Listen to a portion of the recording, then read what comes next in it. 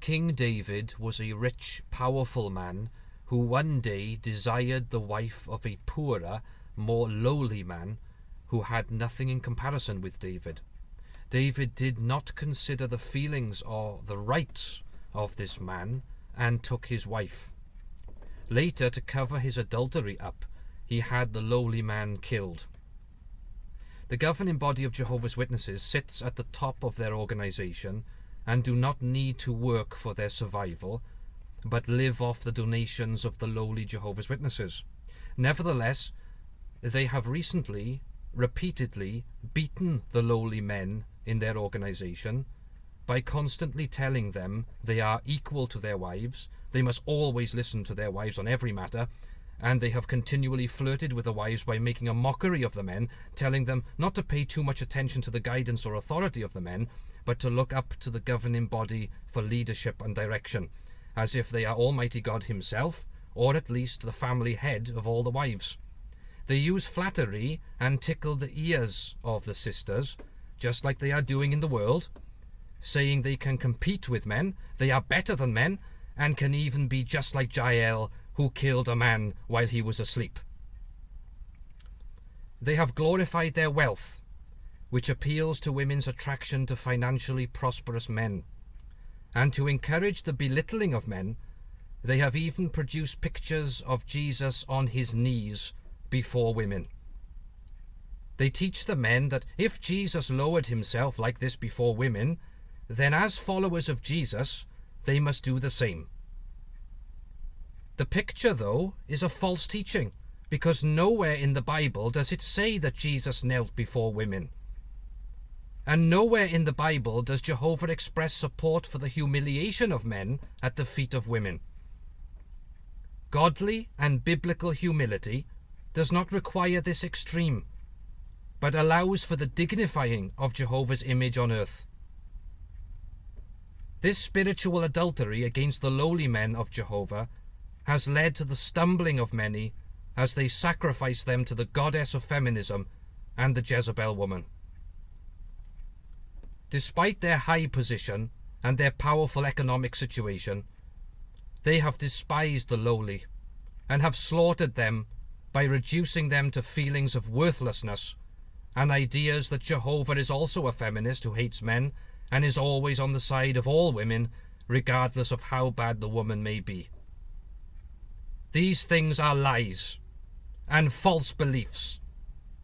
Jehovah saw what David did to the lowly man, and he has seen what they are doing today. This is what Jehovah says through the prophet Isaiah in chapter 3.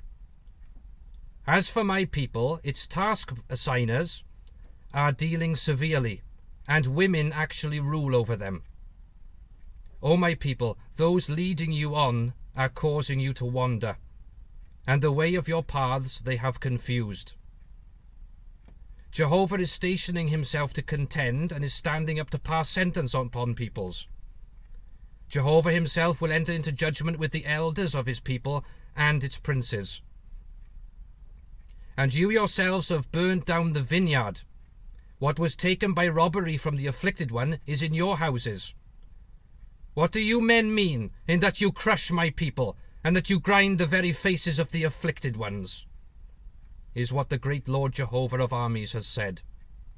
And Jehovah says, for the reason that the daughters of Zion have become haughty, and they walk with their throats stretched out, ogling with their eyes.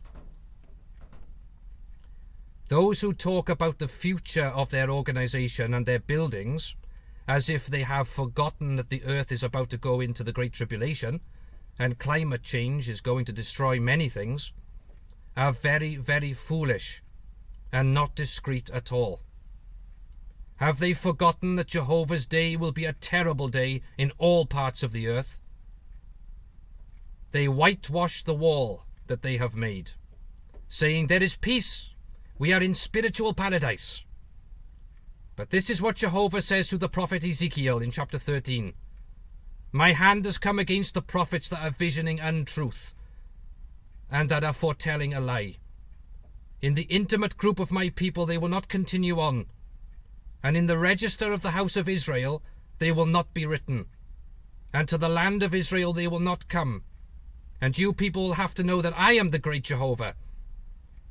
For the reason that they have led my people astray, saying, there is peace, when there is no peace. And there is one that is building a partition wall, but in vain there are those plastering it with whitewash. Say to those plastering with whitewash that it will fall.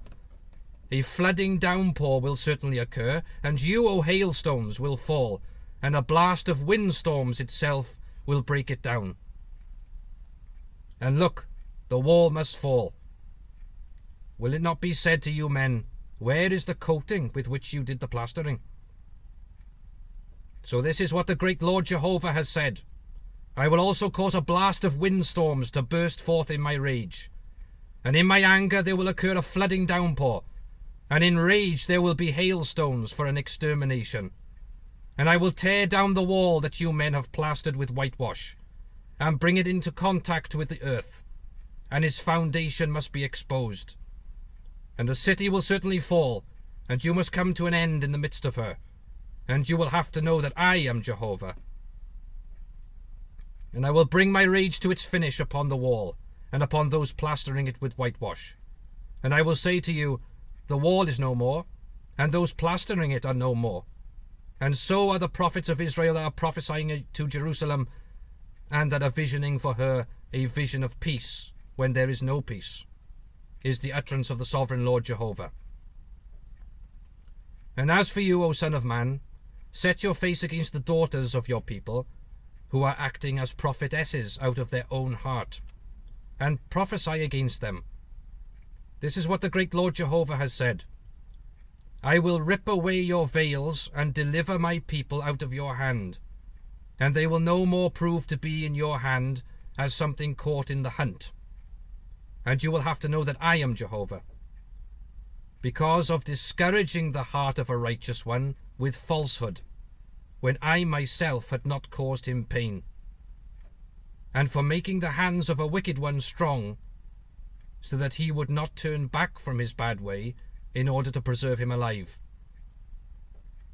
So untruth you women will not keep on visioning any longer, and you will no longer practice divination, and I will deliver my people out of your hand, and you will have to know that I am Jehovah.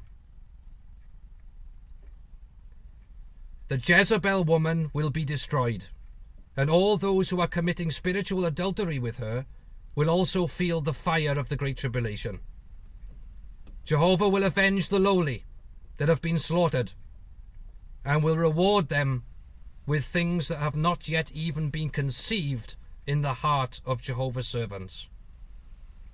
This is what Jehovah's prophet Nathan did and said to David in 2 Samuel chapter 12. Jehovah proceeded to send Nathan to David. So he came in to him and said to him, there were two men that happened to be in one city, the one rich and the other of little means. The rich man happened to have many sheep and cattle, but the man of little means had nothing but one female lamb, a small one that he had bought. And he was preserving it alive, and it was growing up with him and his sons all together. From his morsel it would eat, and from his cup it would drink, and in his bosom it would lie, and it came to be as a daughter to him. After a while a visitor came to the rich man, but he spared taking some of his own sheep and his own cattle to get such ready for the traveller that had come into him. So he took the female lamb of the man of little means, and got it ready for the man that had come into him.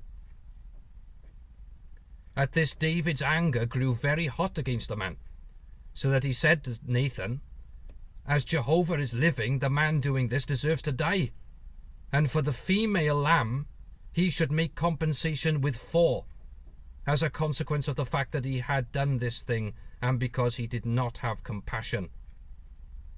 Then Nathan said to David, you yourself are the man.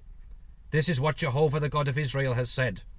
I myself anointed you as king over Israel, and I myself delivered you out of the hand of Saul.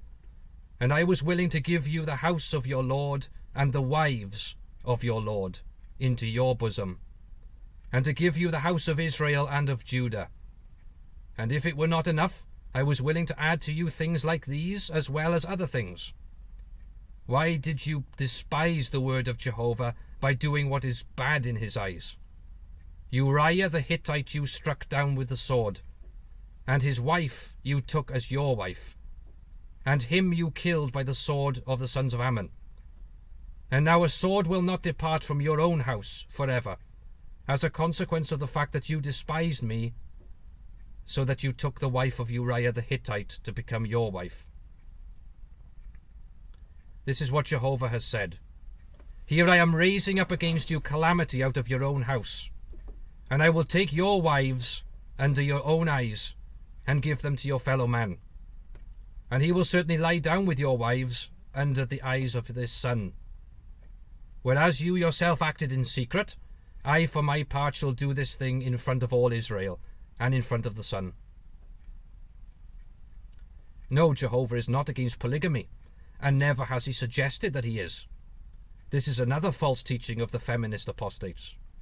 Jehovah knows how to bless his loyal men, and he will do so very soon.